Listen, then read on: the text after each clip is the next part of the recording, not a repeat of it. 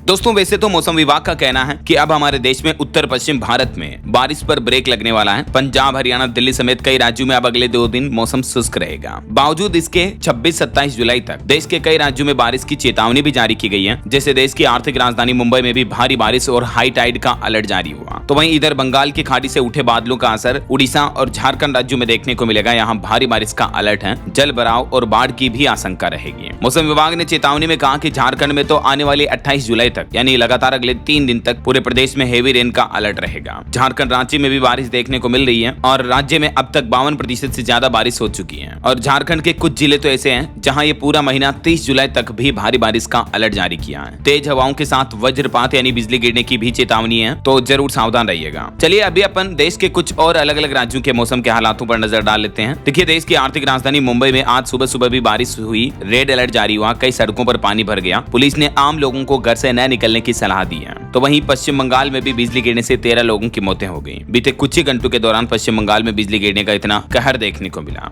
ये कुछ तस्वीरें देखिए आप, ये मुंबई के सड़कों की ही तस्वीरें हैं जहां 24 घंटों में 29 mm तक पानी बरस चुका है। और ये देखिए मुंबई के अंधेरी ईस्ट इलाके में तो बारिश के बाद सड़कों पर कितना बहाव और पानी भरा हुआ है, मानो नहरें बह रही हो, है ना। खैर, देश के कुछ और राज्यों के मौसम की स्थितियां देखिए आप, लेकिन इससे पहले एक खबर के बारे में आपको बताता हूँ। आज बहुत ही दुखद खबर देखने को मिली दोस्तों। राजस्थान के झालावाड़ में एक घटना हो गई। एक स्कूल की बिल्डिंग गिर गई जिसमें अब तक 7 बच्चों की तो मौत हो चुकी है, जबकि 28 मासूम गंभीर रूप से घायल हैं। एक छात्रा बोली कि पहले कंकड़ गिरे थे लेकिन टीचर ने उन पर ध्यान नहीं दिया। मामला दोस्तों राजस्थान के झालावाड़ जिले के मनोहर थाना ब्लॉक के पीपलदा सरकारी स्कूल में आज सुबह सुबह एक क्लासरूम ढह गया। सरकारी स्कूल की बिल्डिंग का एक हिस्सा गिरने से अब तक 7 बच्चों की मौत हो गई, जबकि काफी बच्चे गंभीर रूप से घायल बताए जा रहे हैं। क्लास में पढ़ाई करे तकरीबन 35 बच्चे इस स्कूल की बिल्डिंग ढहने की घटना में दब गए। ये कुछ तस्वीरें आप देख सकते हैं। इस घटना के बाद राजस्थान के शिक्षा मंत्री मदन दिलावर ने भी वीडियो जारी करते हुए कहा कि हम घटना की जांच करेंगे, हादसे के पीछे वजह क्या रही उन्होंने भी शोक संवेदना व्यक्त की। दोस्तों अक्सर हमारे देश में कई बार ऐसी घटनाएं देखने को मिलती हैं। सबसे बड़े सवाल ये पैदा होते हैं कि आखिर स्कूल की बिल्डिंग इतनी जर्जर हो रही थी कि वो गिर सकती है, तो फिर वहाँ बच्चों को क्यों पढ़ाया जा रहा था? प्रशासन ने बिल्डिंग को रिपेयर क्यों नहीं करवाया? देश में कई जगहों पर हॉस्पिटल, स्कूलों की बिल्डिंगों की हालत ऐसी है, राइट। आखिर इन घटनाओं के पीछे जिम्मेदार कौन है? कोई तो ऐसा होगा जो जिम्मेदारी लेके हाँ मैंने लापरवाही की, मेरी वजह से ये घटना हुई। आखिर उन मासूम बच्चों की मौत हो गई, अब उनके माता पिता को कौन जवाब देगा? क्या कहना चाहोगे आप ऐसी घटनाओं के बारे में? आपकी राय विचार कमेंट में बताइएगा जरूर। बाकी हम सब की तरफ से ईश्वर से यही प्रार्थना है, इन बच्चों की आत्मा को शांति मिले, इनके माता पिता को हिम्मत और हौसला दे भगवान। वहीं फिलहाल दोस्तों राजस्थान में मौसम के हालातों की बात करें तो देखिए ERCP योजना में बने नवनेरा बांध के 3 गेट खोले गए। आज कई जगहों पर शमशान घाट में पानी भरा हुआ, सब लेकर लौटे परिजन। आज और कल भी राजस्थान के 11 जिलों में बारिश का अलर्ट जारी हुआ। ये राजस्थान के मानचित्र में आप देख सकते हैं। कल 26 जुलाई को राजस्थान के कई जिलों में येलो अलर्ट जारी किया है। जयपुर, दौसा, अलवर, भरतपुर, करौली, धौलपुर, सवाई माधोपुर, टोंक, अजमेर, भीलवाड़ा, कोटा, बूंदी, बारां समेत इन जिलों में येलो चेतावनी बारिश की है, ठीक है। और परसों 27 जुलाई को तो और भी ज्यादा खतरनाक रहेगा मौसम,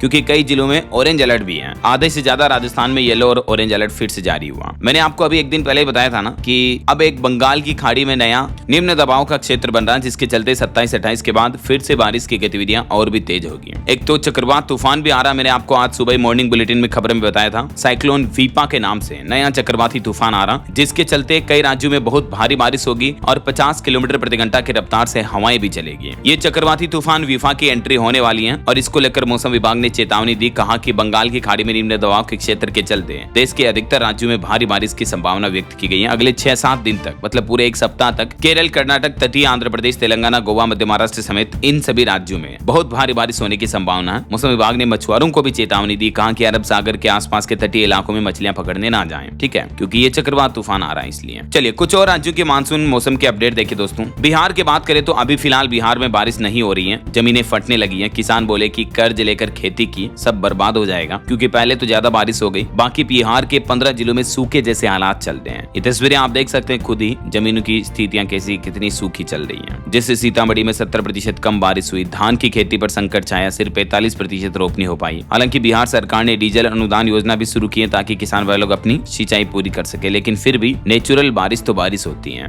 इधर छत्तीसगढ़ के मानसून का लाइव अपडेट देखिए दोस्तों। करंट से एक रिटायर्ड प्रोफेसर की मौत हो गई आज। घर में पानी भर गया था। छत्तीसगढ़ के बिलासपुर में भी 9 लोग बह गए, एक बच्चा लापता है। कोरबा में बाढ़ में बहा युवक, रेस्क्यू ऑपरेशन अभी भी जारी है। ये छत्तीसगढ़ के मैप में आप देख सकते हैं, कई जिलों में रेड अलर्ट है, तो कुछ जिलों में, आधे से ज्यादा जिलों में ऑरेंज अलर्ट भी है और कुछ एक जिलों में येलो अलर्ट है। यानी लगभग अगले 12 से 24 घंटों के दौरान दौरान पूरे छत्तीसगढ़ में बारिश की गतिविधियां कंटिन्यू आपको देखने को मिलेगी, है ना। चलिए उत्तर प्रदेश के मानसून का लाइव अपडेट देखिए आप। यूपी में ललितपुर में माता टीला बांध ओवरफ्लो हुआ, 20 गेट खोले गए इसके। वाराणसी बलिया में भी तेज बारिश हुई। 75 जिलों में अलर्ट जारी है। उत्तर प्रदेश के लगभग सभी जिलों में बारिश की चेतावनी है। वैसे तो यूपी में अब तक 5% कम बारिश हुई, मौसम विभाग का कहना है, लेकिन बावजूद इसके उत्तर प्रदेश में मानसून एक बार फिर से एक्टिव हो गया है। आज दोपहर बाद अचानक कई जिलों में बारिश देखने को मिली। ये यूपी के सभी 75 जिलों में लगभग बारिश की चेतावनी है। कुछ में भारी की, कुछ में मध्यम और कुछ में हल्की बारिश की चेतावनी है। अच्छा, यूपी के ललितपुर की यह घटना मैंने आपको बताई थी। यहाँ एक बांध से बादलों ने पानी खींचा, डैम का पानी खींचते हुए देख सकते हैं। इस तरह की घटना को कहते हैं वाटर स्पॉट यानी जल स्तंभ। जब बादल इस तरह से पानी खींचते हैं कि मानो पाइप से पानी खींचा जा रहा हो, स्तंभ यानी खंबा बन जाता पानी का पूरा, ये देख सकते हो आप, बांध से है। तो ये कुदरत की अनोखी घटना भी देखने को मिली ललितपुर के एक डैम में। ओके, और उत्तर प्रदेश के बाद देखिए हरियाणा के मौसम का लाइव अपडेट। 14 जिलों में 2 दिन मौसम साफ रहेगा। 27 जुलाई के बाद फिर से एक्टिव होगा मानसून। प्रदेश में अब तक 23% ज्यादा बारिश हुई है। वैसे हरियाणा में मौसम विभाग का कहना कि अब मानसून कमजोर पड़ रहा है, तो कल 26 जुलाई से फिर बारिश की गतिविधियां थोड़ी कम देखने को मिलेगी। हालांकि 27 जुलाई को 7 जिलों में बारिश का अलर्ट रहेगा, लेकिन 24 से 26 तक थोड़ा मौसम डाउन रहेगा ऐसा।